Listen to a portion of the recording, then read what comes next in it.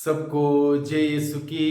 प्रभु यीशु क्रिस्त में प्यारे भाइयों बहनों, नवजीवन का संदेश इस शीर्षक के अंतर्गत प्रतिदिन का ईश्वर का जीवंत वचनों को सुनने के लिए, समझने के लिए, उन वचनों को ग्रहण करते हुए उन वचनों के अनुसार जीवन बिताने की शक्ति, सामर्थ्य, कृपा, अनुग्रह मांगते हुए एक सुंदर आदर्श क्रिस्तीय जीवन बिताने के लिए मैं आप सभी लोगों का हार्दिक स्वागत करता हूं। आज मार्च की 6 तारीख है, बृहस्पतिवार का दिन है और आज के दिन में पहले पाठ में जो कि विधि विवरण ग्रंथ अध्याय 30 पद संख्या 15 से 20 का प्रसंग है, इसमें प्रभु अपने वचनों के द्वारा हम सबों को संबोधित करते हुए कहता है, मैं तुम्हारे सामने जीवन और मृत्यु, भलाई और बुराई दोनों रख रहा हूं। जीवन और मृत्यु, भलाई और बुराई दोनों रख रहा हूं। जो चाहो उसको चुन लो। जीवन चाहते हो, जीवन चुन लो। मृत्यु चाहते हो, मृत्यु चुन लो। भलाई चाहते हो, भलाई चुन लो। बुराई चाहते हो, बुराई चुन लो। लेकिन एक शर्त है, अगर हम प्रभु की बातों को सुनकर प्रभु के आदेश का पालन करते हुए, जीवन व्यतीत करते हुए प्रभु के मार्ग पर चलेंगे, तभी हम जीवित रहेंगे।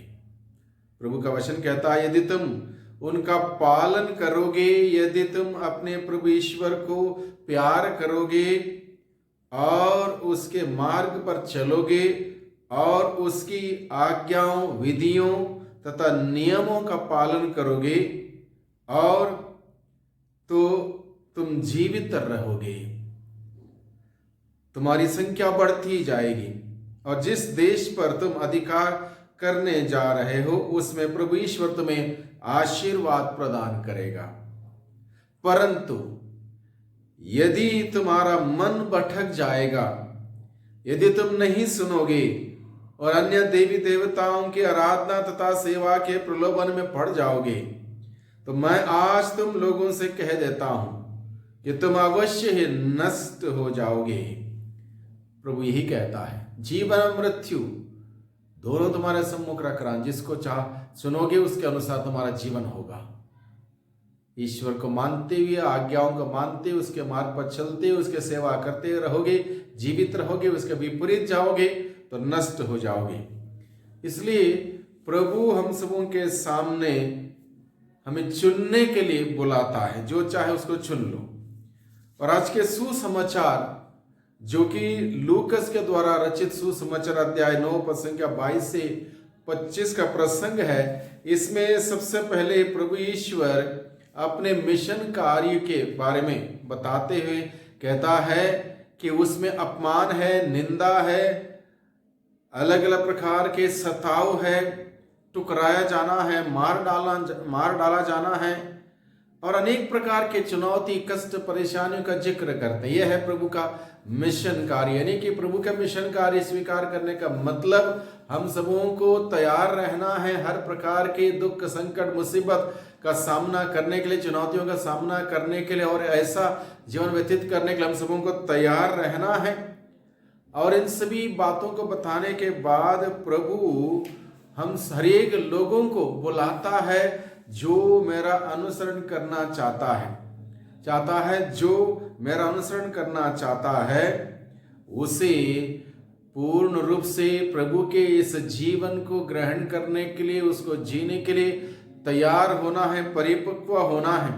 और यहां तक प्रभु कहते हैं, प्रभु यीशु के मिशन को जानने के बावजूद उसका अनुसरण करने के लिए प्रभु हम सबों को बुलाते हैं। प्रभु के मिशन कार्य को जो जानता है वही व्यक्ति प्रभु के मिशन कार्य के अनुसार कार्य करने के लिए, जीवन व्यतीत करने के लिए आगे बढ़ सकता है। इसलिए प्रभु का निमंत्रण है प्रभु के मिशन कार्य के अनुसार आगे बढ़ने के लिए प्रभु यहाँ तक कहते हैं, जो अपने जीवन को सुरक्षित रखना चाहता है वह उसे खो देगा, और जो अपने जीवन को प्रभु के लिए, प्रभु के प्रचार प्रसार के लिए, प्रभु के सुसमाचार के लिए खोने के लिए तैयार हो जाएगा, वो उसे हमेशा पाएगा। क्योंकि जो प्रभु के लिए अपना जीवन अर्पित करता है उससे उसे कोई हानि नहीं होगी, उससे उसको लाभ होगा।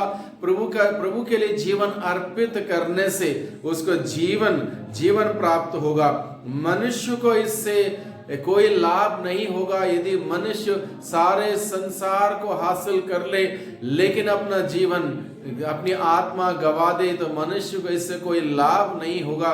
इसलिए आज के सुसमाचार के द्वारा प्रभु हम सबों को निमंत्रण देता है, मनुष्य को इससे कोई लाभ नहीं होगा यदि वह सारे संसार को हासिल करने के साथ अपना आत्मा ही गवा दे, सब कुछ व्यर्थ होगा। इसलिए प्रभु हम सबों को निमंत्रण देता है इस 40 की इस अवधि में जीवन को पाने के लिए क्रूस मार्ग पर चलना बहुत ही जरूरी है। जीवन को पाने के लिए क्रूस के मार्ग पर चलना बहुत ही जरूरी है।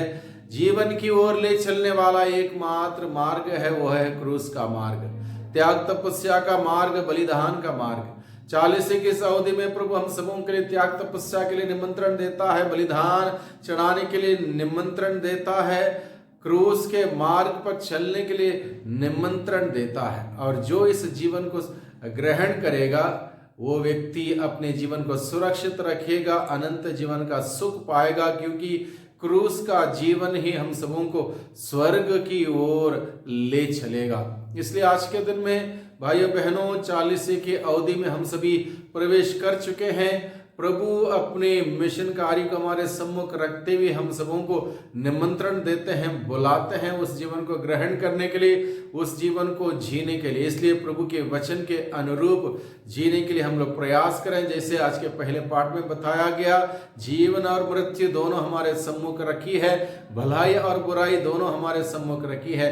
जो चाहे उसको चुन लो, और जो हम चुनते हैं उसके अनुसार हमारा जीवन होगा, उसके अनुसार हमारे लिए पुरस्कार होगा। अच्छा हम चाहते हैं, अच्छा पुरस्कार चाहते हैं, जीवन चाहते हैं, स्वर्गीय जीवन चाहते हैं, अनंत जीवन चाहते हैं, अनंत सुख चाहते हैं, उसके अनुरूप हमें इस धरती पर जीवन व्यतीत करना होगा। यही बात प्रभु आज के पहले पाठ में और सुसमाचार के द्वारा हम सबों के सम्मुख रखता है। इसलिए प्रभु की बातों को सुने, समझें, ग्रहण करें, उन बातों को दिल में संजोए रखें, उन बातों के अनुसार जीवन बिताने की पूरी शक्ति और सामर्थ्य मांगे, ताकि प्रभु के वचन के अनुसार जीवन बिताते हुए हम सभी बहुतायत का जीवन, बहुतायत की खुशी, आनंद, बरकत पाए और प्रभु में आनंद मनाए। वही प्रभु हम सबों को आशीष दे, हम सबों को बरकत दे। सबको जय यीशु की, सबको धन्यवाद।